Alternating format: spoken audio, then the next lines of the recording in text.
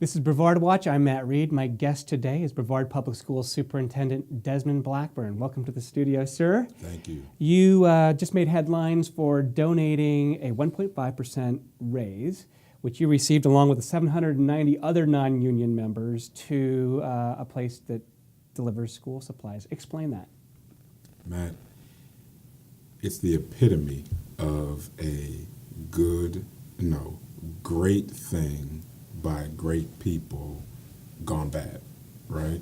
And so let me just take you back to where we were before the holidays.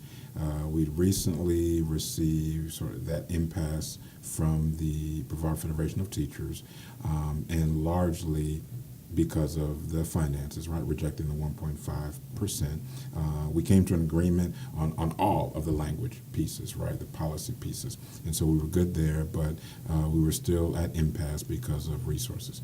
Our 1010 employee group, they voted on the 1.5% increase, and they voted it down. And so we headed into, I believe, the December 12 school board meeting with two of our employee groups basically rejecting the 1.5% raise. There was an item on that agenda to approve raises for, I believe, 1010 and 12-month employees, but at the time, after the vote from 1010, we thought it was prudent and consistent with the way things have been done in the past to pull that item from the board meeting, right?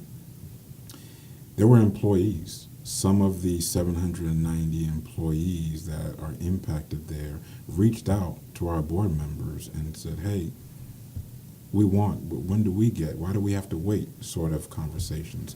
And so now I'm getting back to the great thing by great people, right? So the board members felt that and had a discussion and decided, no. Like, we want to give this to those 790 employees. They were going to get a check, not before Christmas, but right after. The enhancement would happen there over the holidays. And so I'm quite certain, knowing those 5 board members the way I know them, that Desmond Blackburn, rightfully so, was the farthest thing from their mind. They were thinking rank and file employees represented by Program directors, administrative assistants. That's who they were thinking. Okay. And so they did the right thing, the courageous thing, and voted to approve that, right? Because of something else they did that I'm blessed and honored that they did several months ago, was making modifications to my contract. I became one of those 790 employees, right? And so then I became the recipient of that 1.5% raise as well.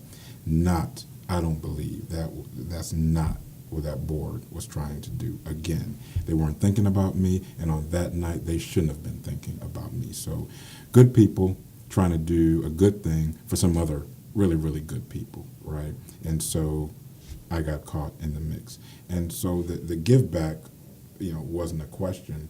But I will tell you, thankfully, have friends and colleagues and advisors that helped me come up with, hey, why not try to do something positive for our teachers? And the Supply Zone over at Clear Lake, sponsored by our foundation, Brevard Foundation, I think is a great opportunity to put resources in a pot so that teachers don't have to go to Walmart or Target, as we know that many of them do, to buy supplies for children who, quite honestly, can't afford themselves. And so the Supply Zone exists, and it's an awesome place. I've been there several times, and so took advantage of the opportunity to do that. And by the way, Matt, I'm hoping other people follow suit and contribute, other community leaders contribute to the Supply Zone for the foundation. What kind of reaction have you gotten from that?